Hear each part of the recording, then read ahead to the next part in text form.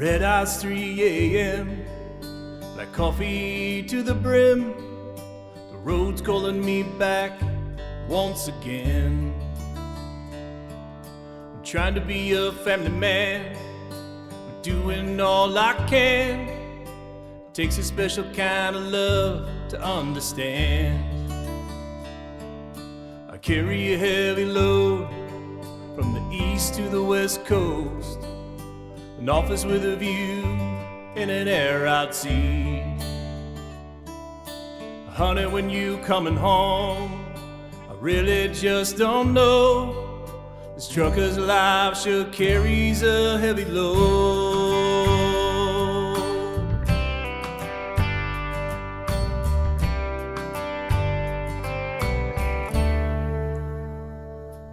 From Detroit, Rock City, to them Austin city limits, Seattle down to San Antonio. Well, I've hauled beer from Texas. From a songwriting session in early 2019 with Nashville-based John Allen Miller, Airgas company driver Guy Archer, based in Dayton, Ohio, determined to get back to Music City to continue work in songwriting later in the year. Yet a back injury derailed that plan. Then COVID happened, and just by chance, Archer happened to hear an advertisement early this year for the 2021 Overdrive Red Eye Radio Trucker Talent Search. As many of you will know, Archer went on to win the competition, and early in November, he was back in Nashville at the Jay's Place recording studio with Jay Vernally laying down 5 of his original tracks, one of which, of course, you heard at the top, his Heavy Load, which got him the win this year's Talent Search.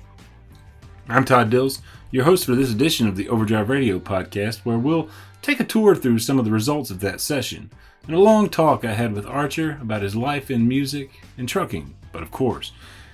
Before we hear more from him about the singer-songwriter's journey through trucking since he got his start in 1992 with J.B. Hunt on up to his current work for Airgas, though, let's get one thing about him out of the way. About it all, because there's a lot of people out there that stutter and stuff, Yeah. you know, and it's Singing, I keep going. yeah. I've had moments where I went to start a song and I've been like, but it doesn't usually happen, and I think it has to do with the way you're breathing, and you're keeping a rhythm, and you have a melody as you're singing, right? So you have these parameters of focus that you don't right, otherwise have. right. Maybe. And when you sing, it's not up in here. It's in your gut more and stuff, you know. And I don't know. It's weird. I've had a lot of people that are like, "You don't stutter when you sing." Like, yeah, I know. So I mean, it's a good way to express myself, you know. Is I'm able to sing, so why not? You know. Indeed. And we'll hear a great deal more of Archer's voice in what follows. Before we jump in fully, though, here's a quick message from Overdrive Radio's sponsor. First Guard provides commercial truck insurance to leased owner-operators done right, as we've done for more than 80 years. We provide physical damage and non-trucking. Many companies make you pay up to 6 months of insurance premiums up front, but not First Guard. We bill monthly, so you get quality insurance without needing to pay a lot of cash up front. Go to firstguard.com. That's 1stguard.com. First Guard. We speak trucker. Let's talk.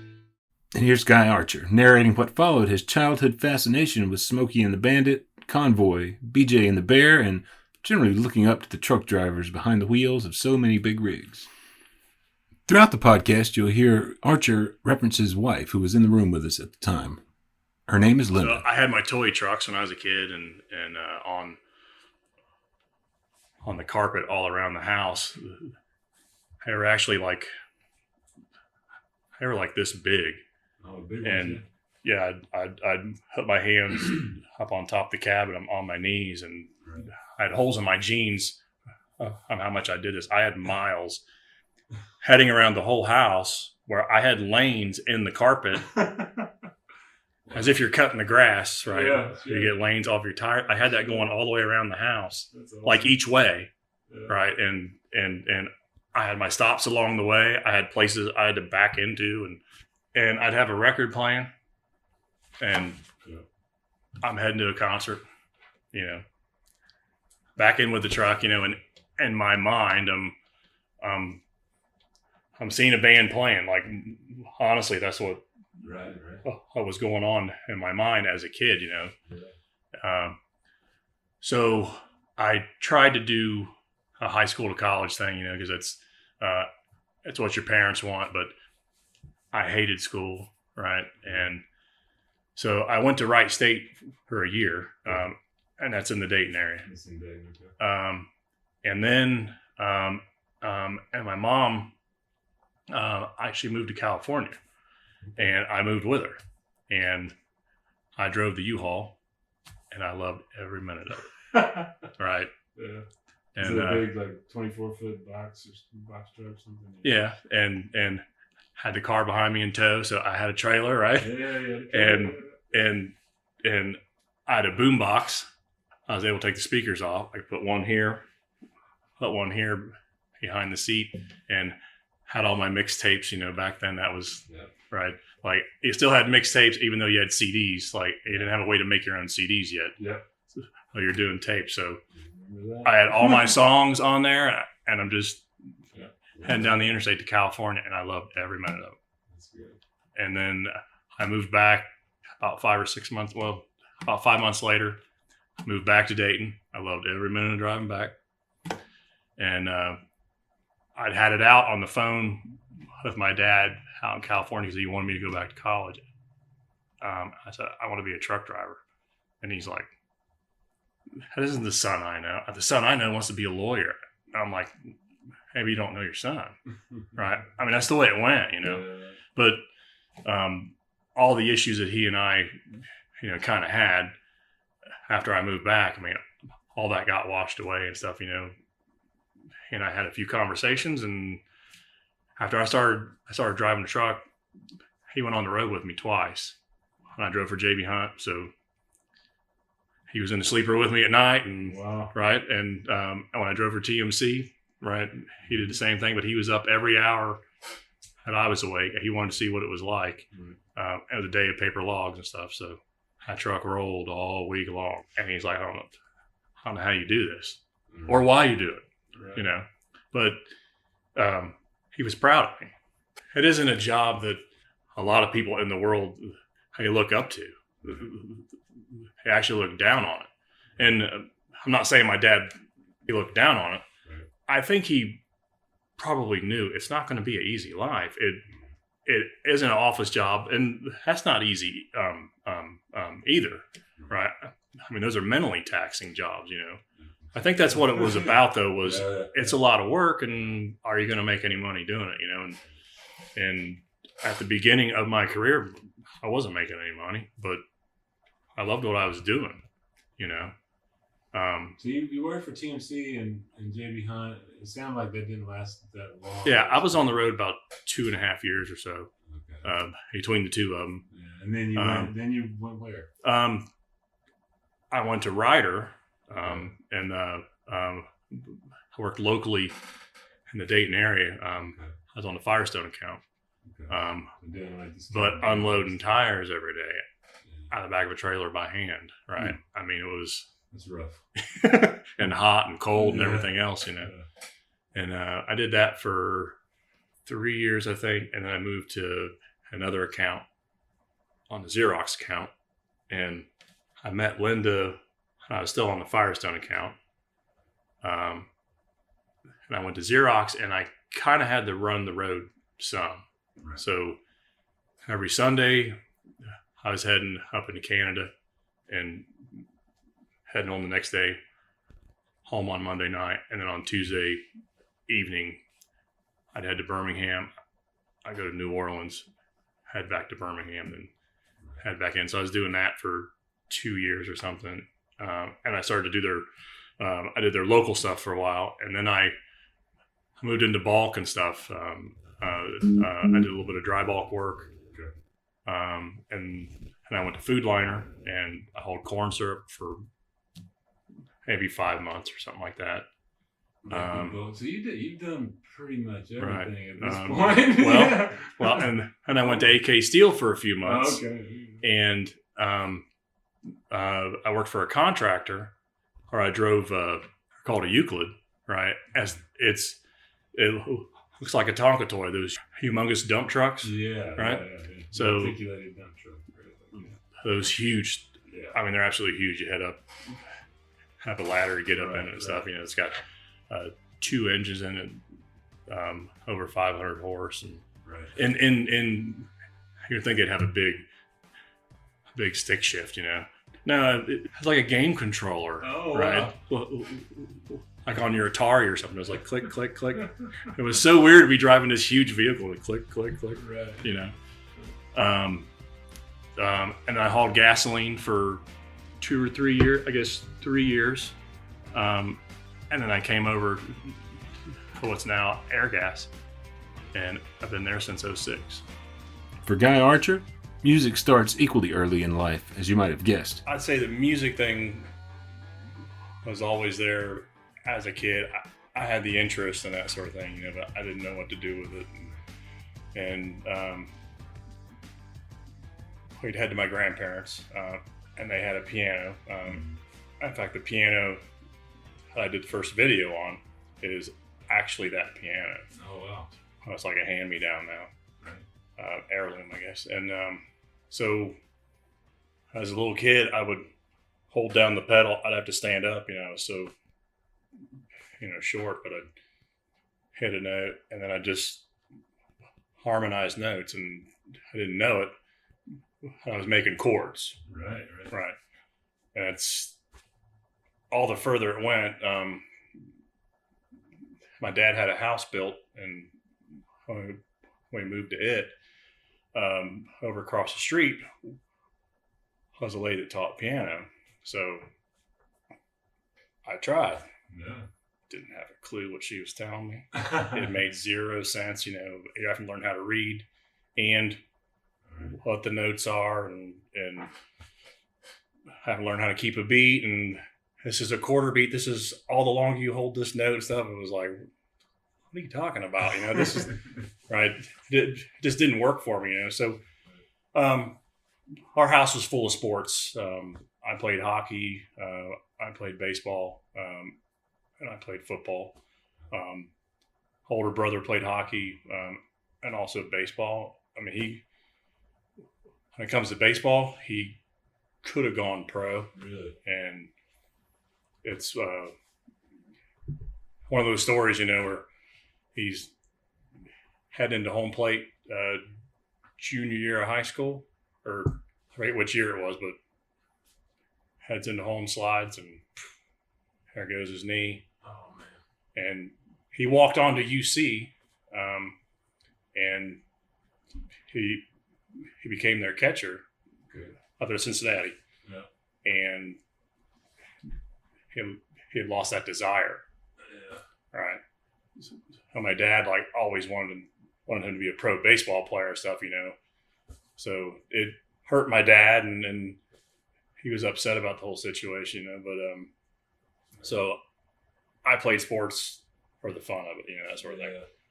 But I always, I'd come home from school and I wouldn't worry about my schoolwork.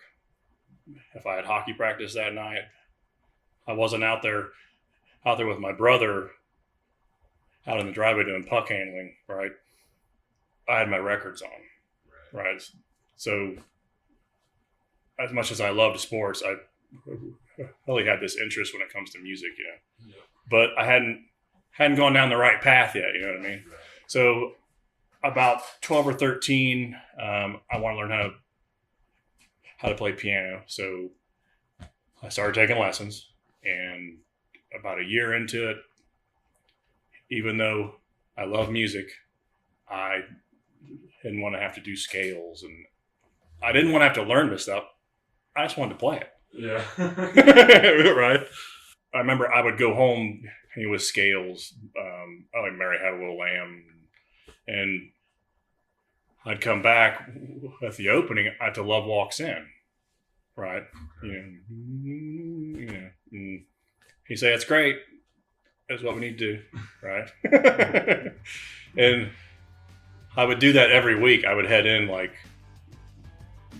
I learned part of a song, Yeah, bring him a different song every right? And he's like, no, "This is what you need to do." You know.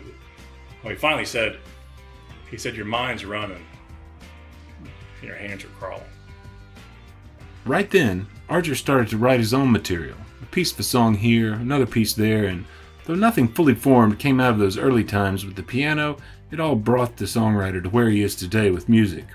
With an ear for song structure, the chords that underpin most any tune he hears through his ears, or in his head, as it were. Had a guitar from, I started driving and it's 92. And my mom took me to a guitar store, and they had a used Alvarez, and I had that with me when I drove for JB Hunt for a year, and then I went over to TMC for about a year and a half. I had it under my bed, in the truck, and hardly ever touched it. Right? And well, that was 92, and I had that guitar still. And about 10 or 12 years ago, I started telling myself, like, I need to learn how to play that thing. Like, Wow. So 20 years later, Yeah. basically. yeah, it was like, what am I doing? It's here. I have it. Right.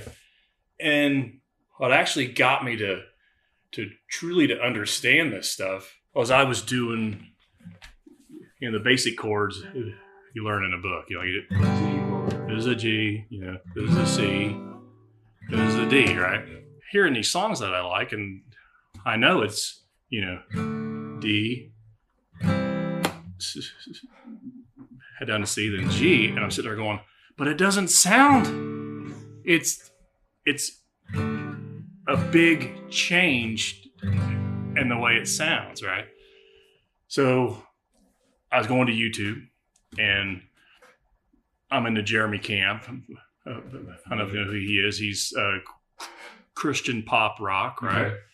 And I'm watching him at the radio stations as he's doing songs without his band, and I'm looking at his fingers going, these are the only two moving. Right? Right? I mean, it's like,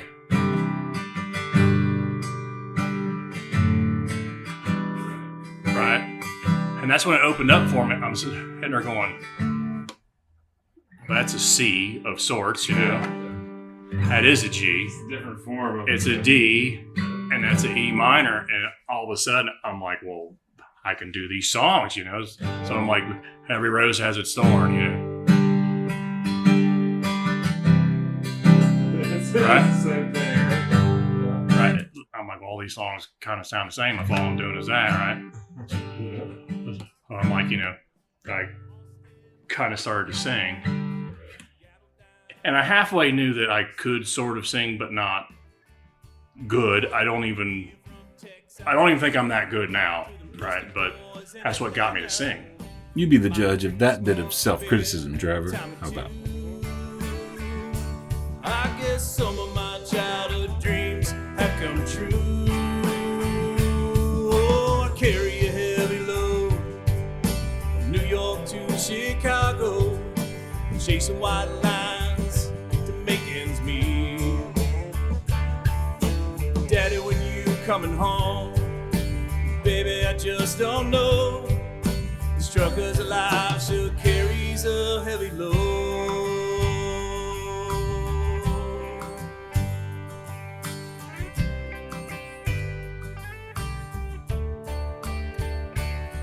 From a trucker's diner for 2019, we came down here for the concert thing for Loretta Lynn. Oh, okay. Right. It was a birthday bash at the arena with a whole bunch of stars, doing her songs and stuff, And that's why we came here, and we stayed at a Airbnb. And through Airbnb, there's things you can do around town, right? Okay. And my wife found that you can write a song the songwriter down here in Nashville. Oh, okay. Right. Yeah, right. And I didn't know about it until about a week before. But she's like, I need to bring my guitar, and if you have any songs, like, bring them with you. The idea is Yeah. to bring to the session. Yeah, and actually, about a block down and over on the 16th, the second house on the left, that's where I met John and headed upstairs, and he and I, like, I had a chorus already that he liked. He's like, hey, we started going back and forth with lyrics and stuff, and he helped me write a song, right? That's cool. So that really got the bug, like, I want to do this, because it was so much fun to hang out with somebody. I don't have any friends who are into music like I am. Like, everybody hung out with the school. They were all jocks. Yeah. And everybody that I know now that I hang out with, they don't, right? I really don't have anybody to hang out. Who's That's the the right songwriter? John Allen Miller. And we haven't done anything with it, Yeah. right? I mean, it was just one of those things where he helped me get to a certain point that day, and then I wrote a melody over it, or actually picked. So there's two songs that there's actually three now, but there's I'd actually pick, you know. But that got the bug going, right? And I was hoping to head down here because that was in the spring, and I was hoping to get back down here like in the fall. And then I had a back injury and I had to have surgery, and then we headed into COVID. And this past March or whatever, I'm at work, you know, I'm at a customer one night, you know, and it's heading through my head, just, it ain't ever going to happen, right? You're not going to Nashville. Nobody's going to hear your songs, right? Like, you need to stop this. This is just stupid, right? And honestly, I hopped in the truck, turned on the AM radio, which I don't usually listen to. I usually listen to XM or whatever. We've got XM in our trucks, you know, or I listen to podcasts or whatever. And AM radio, and I'd heard them before here and there, right? But I go to Red Eye Radio, and within 5 minutes, I hear the ad, right? I'm like, you gotta be kidding me, right? Here I am in the dumps, like, it's never gonna happen, right? Stop it, right? And I hear this ad, and I hear the prize, like, you get to record in Nashville with all the musicians to back you up, and I looked everything up, make sure I heard it right, you know. I'm like, wow, this is weird, you know. And then I got up the next day and I'm having a cup of coffee in the morning, and I looked over at Linda and said, you know, there's a talent search out there for truck drivers only, right? And she's like, really? And I said, yeah. And she's like, well, are you going to do it? Yeah. You know? It's no brainer. So, I mean, that's how that got started, you know? And I had to figure out a song that I thought I sounded good on. I did a Kenny Chesney song. Yeah. But on the day that I uploaded that up to YouTube and entered the contest, I told myself, if I make it to the top 3, I'm not writing a trucker song. Right? I just didn't want to do it. Like, one of those things, well, you're a truck driver, you're going to write a trucking song, right? On the next day, though, I'm you know, hitting on the couch, you know, just doing the usual chords I've got, right? These here, you know. I'm like, New York to Chicago. I'm like, oh, this is happening, you know. And within a day, I had the whole song written, and about a day or two later, I played the whole song for her, and she's like, it's actually a good song. Yeah, totally. You know, and the way it tells a story is it's open to anybody who's ever driven a truck to put themselves in that mindset, you know. From a trucker's diner phone booth to stupid text on my cell phone. Man, times have changed, but one thing remains true. I carry a heavy load wherever this road will go. Lines on my face, way too soon. Anybody that has a job that you're not home, like you miss out on all the lives of your whole family and your own life, quite frankly. Because I remember the first 2.5 years on the road, like I'm heading down the interstate at night on a weekend, right? And I'm looking at all these little small towns, and you got the football lights are on, right? Yeah. And I'm out of high school by 5 years by then. But you're looking over going, that's what other people are doing right now, right? As they're home, right? Yeah. And I'm out here doing this, I love driving a truck. Yeah. Right. And obviously it's a job too. Totally. So, but all the long hours and it's tough. I mean, it really is. I mean, even now being local, the hours are longer than most jobs out there, for the most part. And you miss out on things still, I choose to work evenings and stuff, because I like the traffic to die down, right? And almost all of our customers aren't even there. So I head into a customer, unload, and hang it on the fence. There's a tube with the paperwork in it. I don't have to go find somebody to sign. You're kind of on your own. Yeah, you're just on your own, and you're getting things done. Yeah. You still miss out on things, right? And it's hard on her too, right? I choose to work evenings, and usually that's when people are heading off to bed together, right? Yeah. Well, I'm not home. Everybody's hanging out, right? Or having dinner together. I mean, only time we have dinner together is on my days off, So, huh? Well, and when I get up and have my coffee and stuff, we've got 3 or 4 hours every day that we are together. Yeah. It's just not in the evening. Yeah. It's in the morning till the afternoon, and then I'm heading to work. And that's a part of that song is from her perspective, like in the beginning, I mean, it's in my mind, it's a young man driving a truck because I was, right? So I'm picturing a young man on the road calls home to his wife. She's asking, when you're coming home. Nope. Right. I don't know. Yeah. Right. And then it moves on to, like, in my mind, you've got a kid now, right? And they're asking you, right? Yeah. Yeah. And then the ending is he's a papaw now. He's being asked, by the grandkid, right? And he is coming home now, right?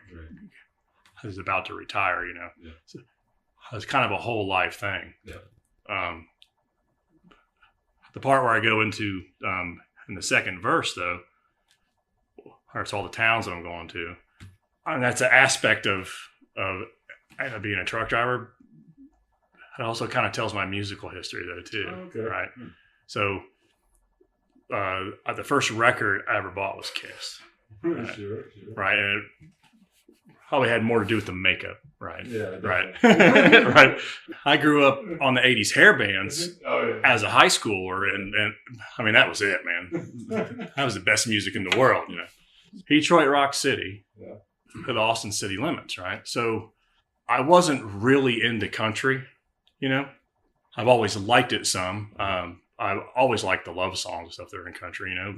I just wasn't into it that much. And when I first started driving a truck, I had a girlfriend who was really into country. Right. And that was the early 90s. So I got into it some, right?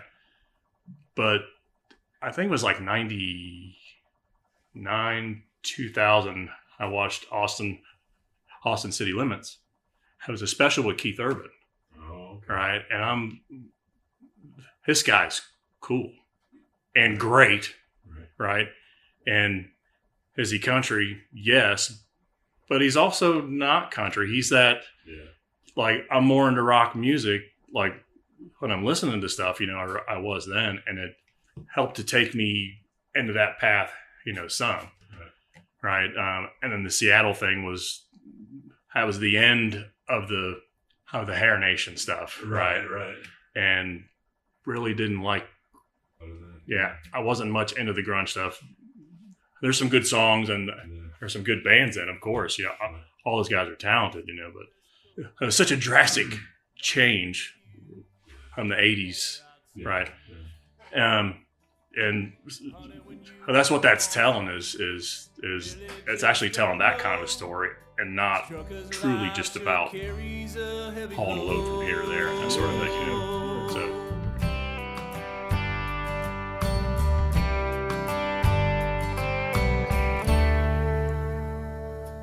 From Detroit, Rock City, to them Austin city limits, Seattle down to San Antonio. Well, I've hauled beer from Texarkana to them thirsty boys in Atlanta. For the Nashville session, producer-engineer Jay Vernelli and Archer set out to lay down 6 of Archer's tracks, but would only have time for 5, all of which Archer was kind enough to share with us, and you. You'll hear pieces of them in what follows, but you can find them all in full via the post that houses this edition of Overdrive Radio for December 10, 2021.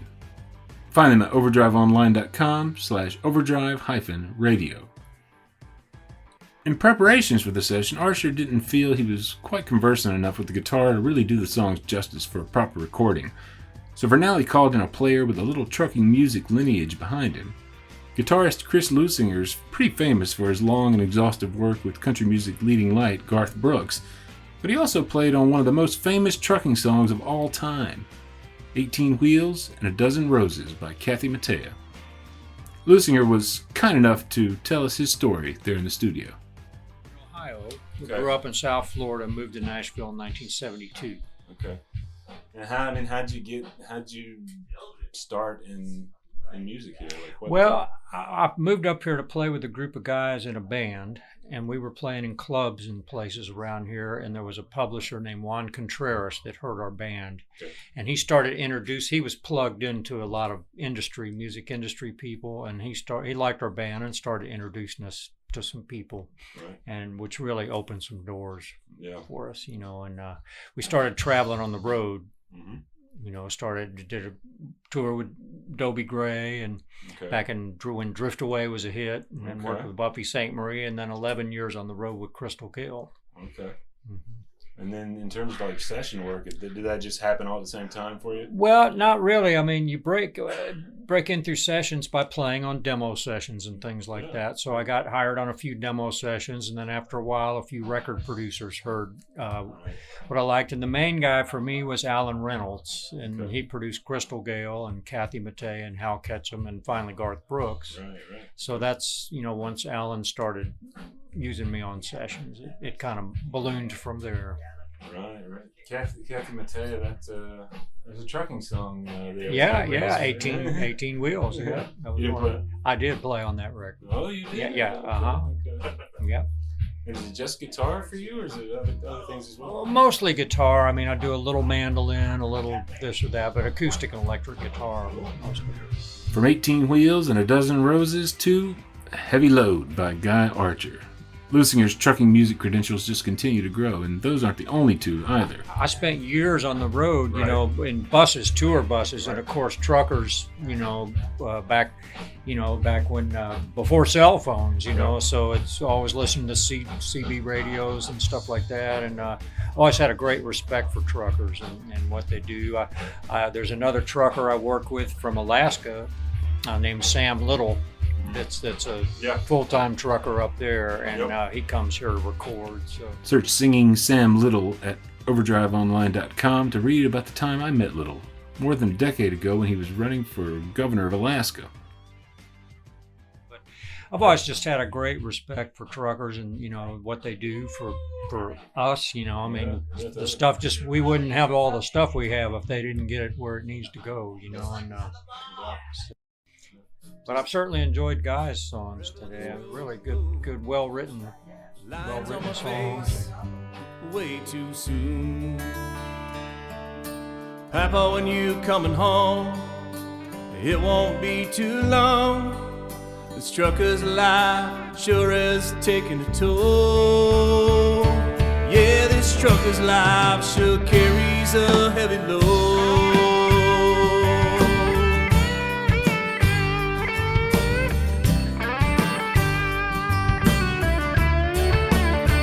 A heavy load.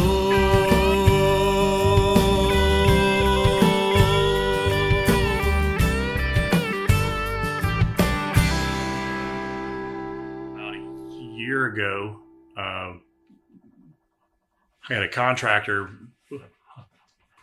over that was working in the basement, and he heard me upstairs. Like, I get up and get my coffee and stuff, and I was starting to write a song, and he's got a buddy that was in a band and stuff like that, so he's into music too and stuff, we had some conversations, so I headed down to him. I said, hey, what do you think of this song I'm writing, And I played it for him, and I was horribly nervous because I'm not about the spotlight with this stuff. Right. He's like, I wouldn't change a thing in that song. Right. And it's called Blue Eyed Girl. Okay. And it's just a song about, you break up with your girlfriend and you're not over it, and she's in your head, that sort of thing. Right. I mean, that's what it's about. Right. And like, everybody that hears it just, they love it. Heart was in the lead, too young, too dumb, too blind to see.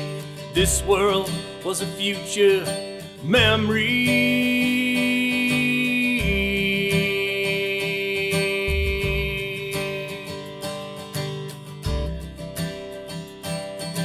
In my mind, I'm a young boy, turning to a man. Lump in my throat, heart in my hands.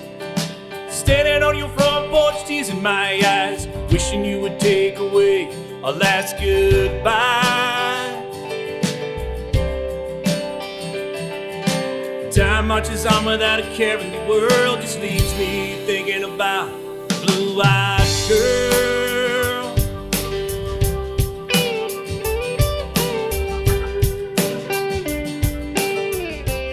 It's the easiest song, and usually those are the best songs, the ones that are very simple and stuff, But well, there's that, and then I wrote a song probably 3, 4, 5 years ago called Long Dirt Road. It's kind of about the same thing. I've never been on a long dirt road with any girl in my life, right? But it's that kind of a memory thing, right? At the first verses, I had Under the Stars, you got the music going, and you're holding hands. Long dirt road with the radio low. Ooh, your hand in mine. Starlight holding you tight. Ooh, your hand in mine. Oh, you look so fine. Maybe it was a starlight, moonlight. Ooh, they sparkled in your eyes away.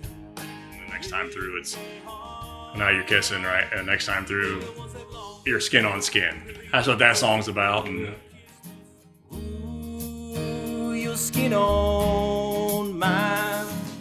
Starlight holding you tight. And then You Were. This is kind of a interesting way that I came up with this, right? So after I after I wrote with John here in town, you know, he said, anything you hear, man, right? Like, you know, write it down, right? Yeah, totally. So, in advertisements and a movie, having a conversation with somebody, you hear anything that just, right? Catches your Yeah. ear, yeah. So, you know, Forrest Gump, I've seen that movie 1,000 times, right? And there's a scene when he gets back with Jenny, and they're married, right? She's dying of AIDS. She's laying in bed, and he's telling her about the time that he started running, right? And like all the things he saw, right? He's heading across the country and stuff, you know, and she says, I wish I could have been there, right? And he looks at her and goes, you were.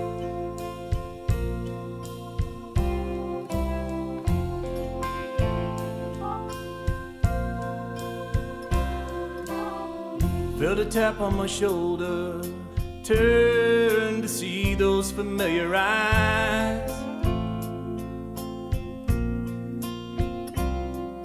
She said, how you been, boy? I see you've been touring all the time. I said you wouldn't believe all the beautiful things I get to see.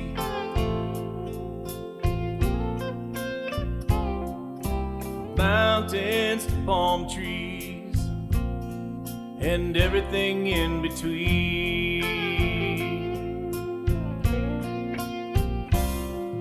She said, I wished I could have been there.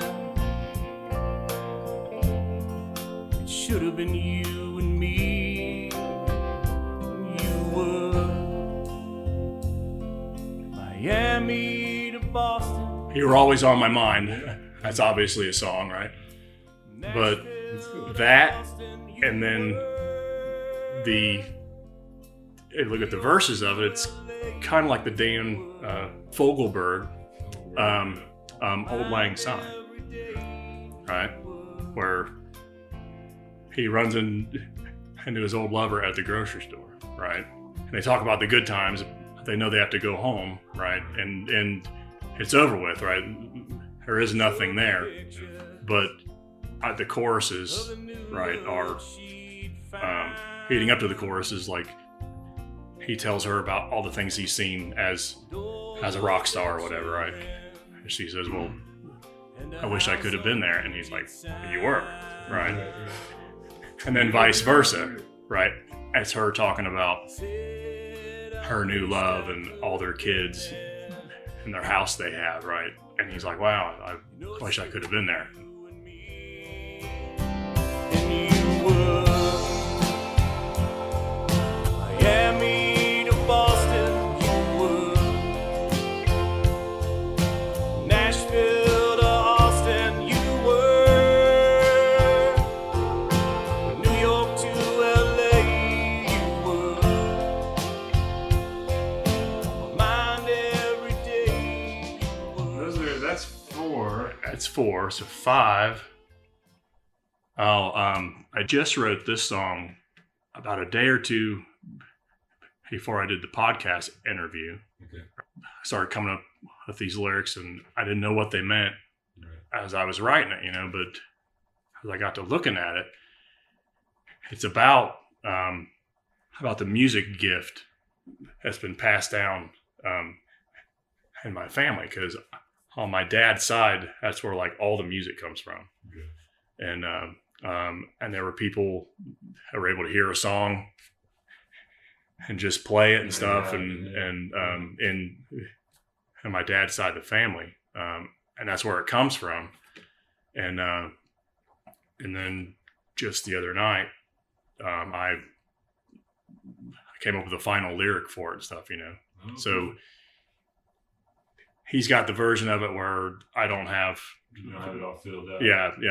I don't have the ending verse, Right. but I have it now. What's the name of the song? Part of You. All my fears And all my doubts are all the things that I can't live without. All my hopes and all my dreams locked away inside of me, inside of me.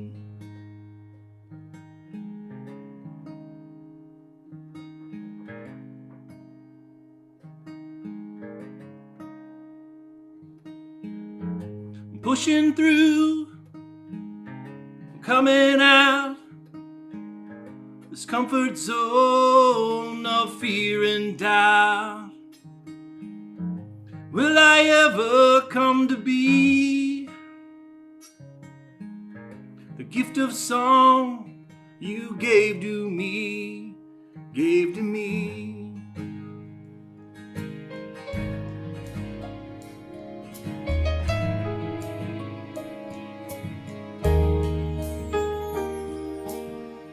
I'm pushing through, coming out of this comfort zone of fear and doubt.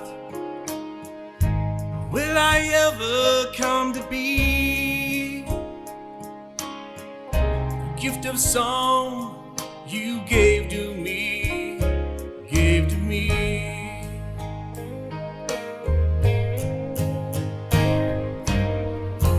Road before me, the things I've seen, and all the lives you left before me. I'm still learning. Will I ever see part of you left in me, left in me? Overdrive Radio is a production of Overdrive, the voice of the American trucker. It's edited and produced by me, Todd Dills, with additional support from Overdrive Extra contributing writer Paul Marhofer, Overdrive news editor Matt Cole, social media coordinator Holly Young, and executive editor Alex Lockey. We'll let Guy take us out. Start haunting me. Write a song and set them free, set them free.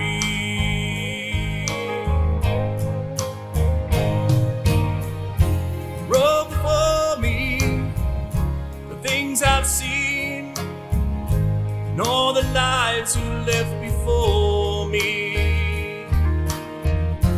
I'm still learning. Will I ever see part of you left in me?